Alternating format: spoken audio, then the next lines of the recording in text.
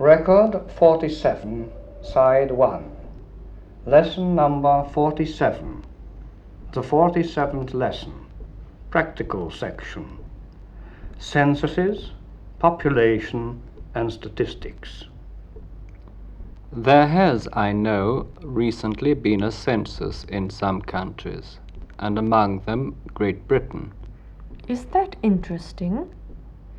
What does it matter if we know that there were 50 million or 50 million and one people living in a particular country at a determinate past time? On the surface, the answer must be that it doesn't matter, Maria. But censuses are not simply required in order to compile population figures, though people generally imagine this to be their one and only purpose. Do you think they really justify all the trouble they involve, John? I don't doubt it for a moment. The information gained from a census is inestimable in an infinite number of ways. A count of the numbers of human beings is only the first step. It's really a job for statisticians, specialized people who can analyze every figure and draw every imaginable conclusion from them. Well, I can understand that, and also that we may learn innumerable things that probably have only specialist interest. You, Pierre, and I have no direct interest in them. You're wrong, Maria. They reflect our way of living. The number of people occupying 1, 2, 3 or more rooms. The average age of the population. What people earn and how they are employed. Statistics are not necessarily applicable to the whole community, but they certainly reflect the general trends, the habits and standards of the population as a whole. In Great Britain, for example, there has been a census every 10 years, 1941 excluded, since 1801. The results from all these must give positive, definite information regarding the changes of habits in the family, as well as 1,001 changes that have taken place in the 160 years since the first official census. Oh, if you're making comparisons with previous censuses, then things are quite different. I can see more utility in the procedure now. Population movement in all its senses, change from one zone to another, movements of industry, and so on. You're nearer the mark now, Maria. It would hardly be possible to compile all the tables of facts and statistics without these censuses. The proportion of the population over 60 years of age, the number of children attending schools as compared to 10, 20, or 100 years previously. How has the population of Britain risen since 1801, John? There were only about 10 million people in the country then. 100 years later, it had risen to 37 million. And at the last census, 1961, the figure for the whole country was given as over 52 million, of which 25,500,000 were males and 27 million females. Of course, there are more women because their life expectancy is greater than that of men. I saw somewhere recently that of the number of people over 85 years of age, more than 2/3 were women. Does divorce form a statistic for census purposes, or are these figures compiled elsewhere? It's possible that these figures are compiled from census returns, but I cannot be certain. However, the latest figures available show that here too there has been a very large increase, in part due to our more neurotic habits, I suppose, or the desire for change in a changing world. I am not competent to judge. Is it true that divorce is facilitated in Great Britain? I mean to say, is divorce considered favorably or not? Abroad, one has the impression that in the UK, the USA is more culpable, really. Divorce is a useful convenience for either, and sometimes both parties. Not at all. Neither Church nor Parliament favours the institution of divorce proceedings, and every step is taken to try and avoid the fatal step. But there are apparently cases in which the law, civil law, considers it better for one or both parties to be granted a divorce when all efforts at reconciliation have been tried and found wanting. And what are present-day figures?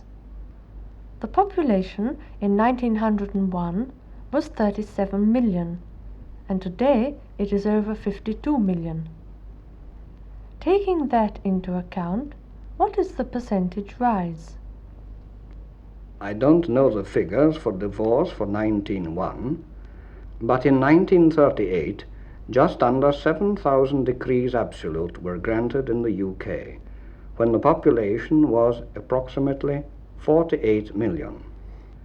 In 1959, when the population was calculated at just over 50 million, there were 23,837 decrees absolute granted. The habit is growing. We appear to live on statistics today, or should I say, our life is schematically designed for us by statistics. Sometimes I think life is so silly. Many of our foods are purified so much that I have been told that their food value has been reduced to practically nothing. They serve simply as packing. Then someone makes the wonderful discovery that what was taken out is really very useful, and makes its addition the subject of a great publicity campaign. Yes, publicity works on statistics to convince us that life can only be lived as they would have us live. They constitute an ever-growing element in present-day life.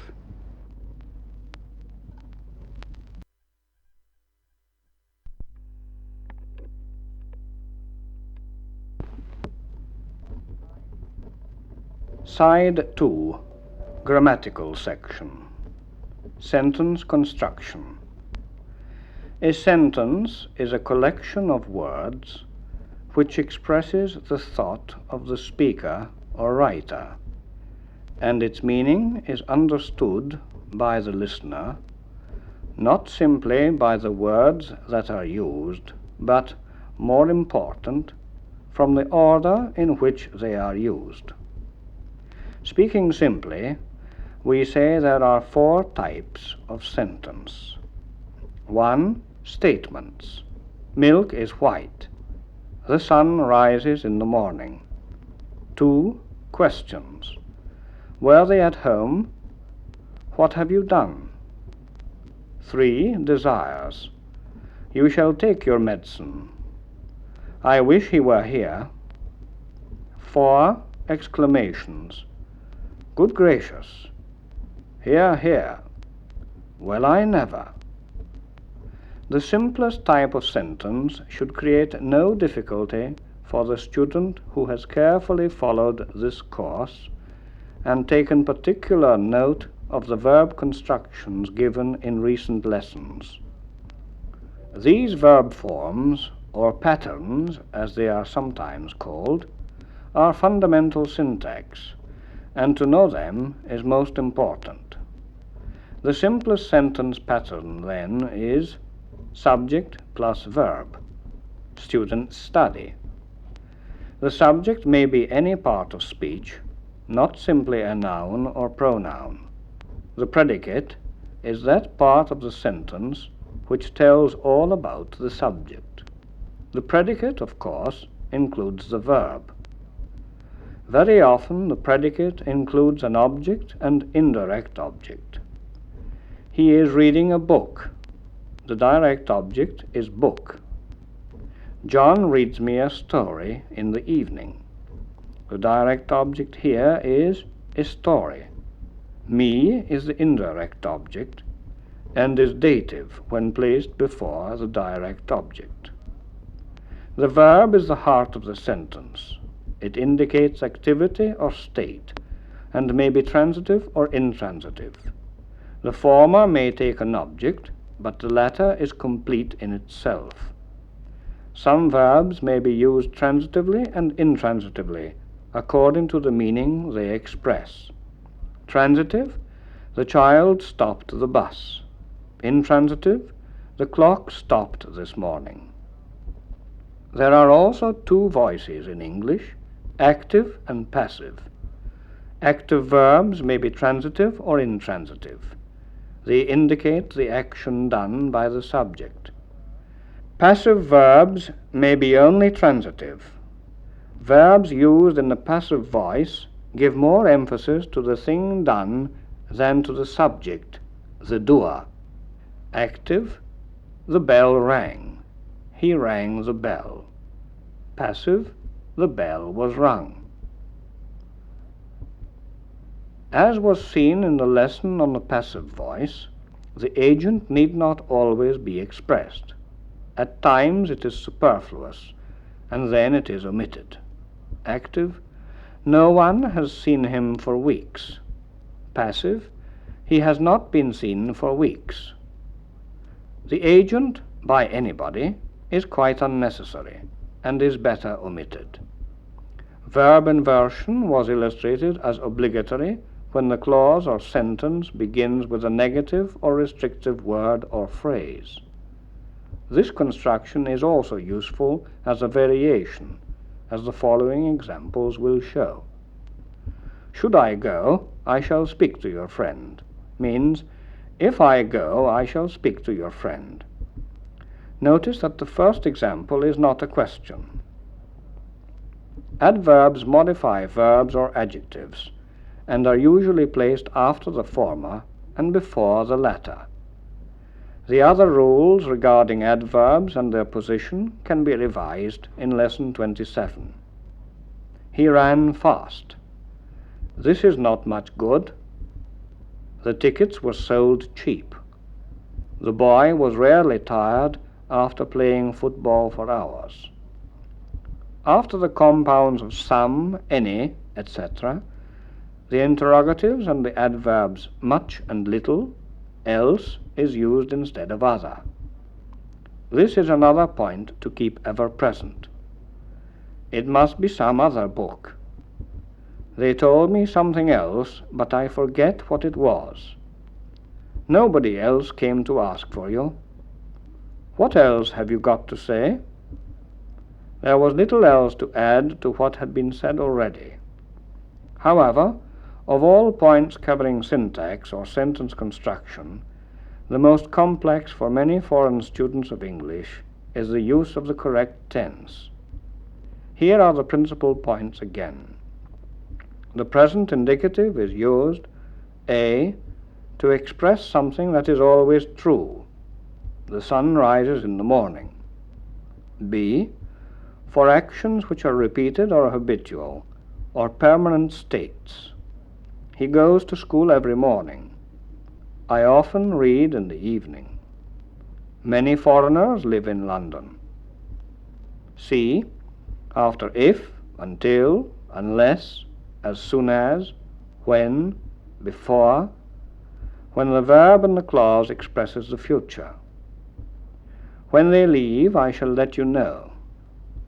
You may come as soon as you like.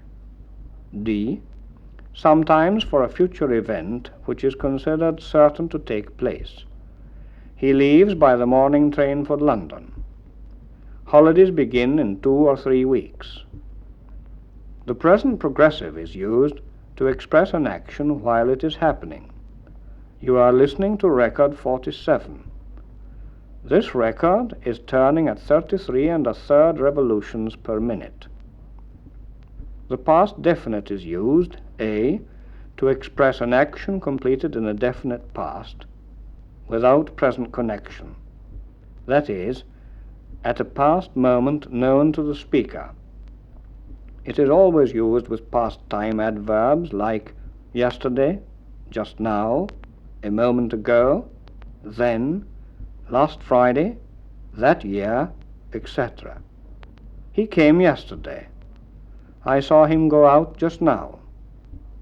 B, after if or unless, to express a present or future condition or supposition. If I had time, I should go now. He could not pass unless he studied.